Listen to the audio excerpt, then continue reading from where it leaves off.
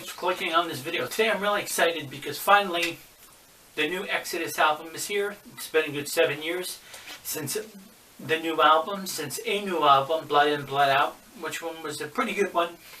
But I've been anticipating this one. Finally here after a 7-year wait for a new Exodus album. The last one, Blood In, Blood Out, was pretty good. I've been anticipating this one for a long time. And it's really cool. I think it's an awesome album.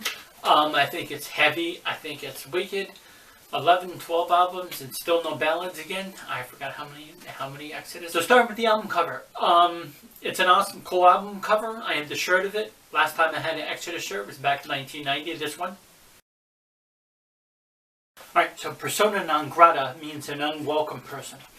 When a foreign diplomat comes to a specific country, they have diplomatic immunity, and the diplomatic immunity allows them to not really specifically break laws, but they're immune from getting arrested or getting into trouble, especially if they don't know the laws. They should, of course. But anyways, and persona non grata is applied when they remove that right to that foreign, diplomat. Foreign persona non grata, wicked riff in that one. That one's just a really cool, awesome one. There's like really cool guitar work, and it's just a good, fast opening track. It's a great opener for an album. It was better than the last one they did. I don't like that opening thing that they did. But it's an awesome track. There's some wicked guitaring on it. It's so cool that Tom Hunting is in the band. Gary's playing on this. It's phenomenal. Zetro's voice sounds great. I mean, he just sounds like that. So, you know, when he's singing live, he sounds like he does on the album because there's no fancy kind of overdubbing and stuff like that. They do retakes or whatever. But persona non grata, what a wicked, awesome, friggin' brutal way to start off an album. Next song, Rem F. Rem F is a cool one. I really like the style and the sound of that one. It's a really cool song. It's a good song. Slipping Into Madness has a really cool dual harmony guitar sound to it in the solo. And it's really cool that they did that. It sounds kind of Iron Maiden-ish, like it was kind of like inspired by Iron Maiden. But what's cool about it is they didn't do it for like every single song and on every single song, or even once on every single song. That would have been overdoing it. But it's really cool to hear that, and it gives it a little bit of a different feel and vibe. It's something different, and it sounds really cool. Slipping Into Madness, such a friggin' awesome song.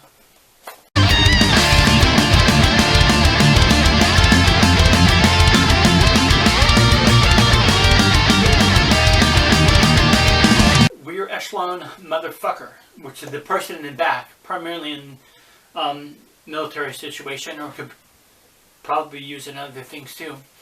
But REMF stands for that. We're Echelon Motherfucker. I don't even know if I'm pronouncing it Echelon. The Elitist, such a cool, great opening riff. It's an awesome riff, and it's a really cool, heavy song.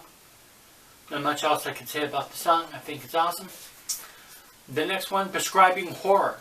Now, this one's kind of neat. And thalidomide.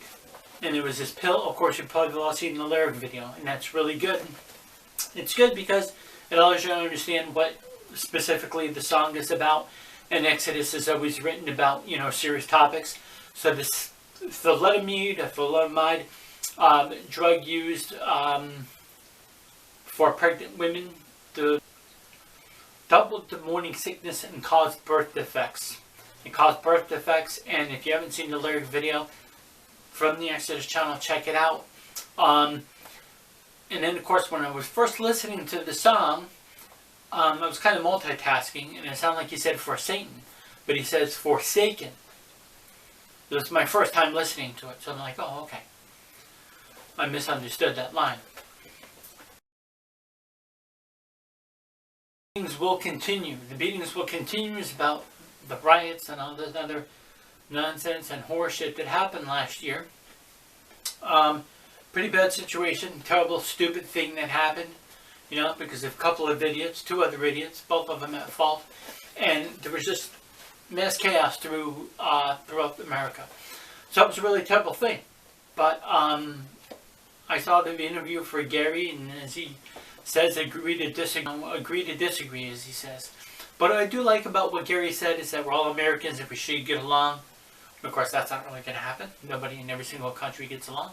But the beatings will continue. A really cool song. Years of Death and Dying is a really cool song. Unfortunately, it's about a bad specific situation. And basically, Years of Death and Dying were every single year that's ever existed.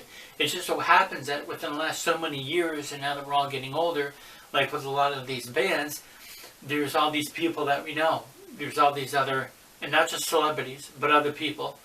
Not saying that other people aren't important, but other people are dying, and, you know, Malcolm, Eddie, and all these other people that have passed away. And it just seems as though the older that you get, more and more people, you know, are gone, and we're losing more people. So the Years of Death and Dying is kind of a tribute to them. I think it's a good song to explain that, or to salute every single person that is, you know, instead of specifically primarily focusing on one person. Like if they did a musical instrument, if they did an instrumental or did a song tributing Malcolm or Eddie Van Halen. That's what the song's about. It's a really cool song. Check it out. Casa Del Fanto, which is an acoustic piece, and it's just a good long acoustic intro, and it leads into Lunatic Liar Lord. Lunatic Liar Lord is awesome. My favorite part of the song is where everything stops and you just hear Gary playing this riff. It's a really cool, awesome riff. This is it.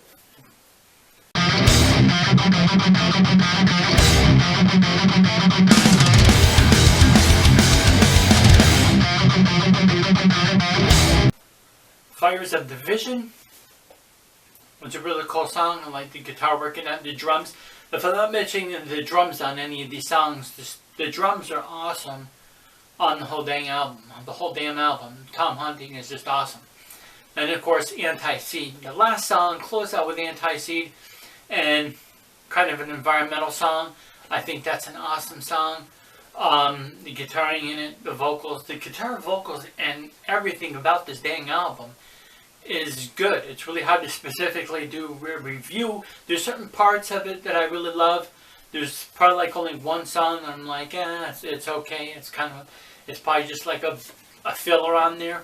But I just wanted to say this. Now, I ordered mine. Today is Monday, and I ordered mine, and it was supposed to be released on Friday. So I'm assuming that they shipped it out on Friday. So we got the weekend, which no mail. And then today, so hopefully either today or later on. Hopefully later on today or tomorrow, I will get my new Exodus CD. Now, like I said, it's cool that Exodus has released it. Somebody else put up a full album thing on it. Exodus is releasing the videos and songs. Some bands have been doing that. I'm not sure exactly why that is. Maybe before the fans do, but I don't know. Either way, it's good and bad. It's good that people preview it and get to review it and check it out. But yet at the same time, if people are going to be copying it and doing MP3s or just listening to it, not buying the CDs, that's not a really good thing. Buy the new Exodus CD. Hold on. There's musicians that really don't need the extra money. Exodus does, so support Exodus and buy the new CD. Buy the actual physical copy of it. It's worth it. These guys deserve and, you know, earn the sales for this album. This is a really awesome Exodus album. I waited 7 years for it. Seems like many years. Back in 1990, I wouldn't have expected that somebody would say, hey, what do you think, you know, 30 years from now, 31 years from now, you'd be reviewing or talking about Exodus CD. I thought those guys were just going to be gone. I thought every single one of those bands was going to be gone and just not releasing new albums. But some bands have kept up, some bands have stuck around, and several bands, including like Exodus, Death Angel, and Overkill, are still releasing good music and are still releasing awesome, good, heavy music. I never would have thought that back in 1990. These were the kind of albums that I was expecting to hear right during the 90s. for them to get heavier and stuff like that, and have it be, you know, even a 3 or 4 year wait wouldn't have been too bad. Like this video and comment. Thanks for watching.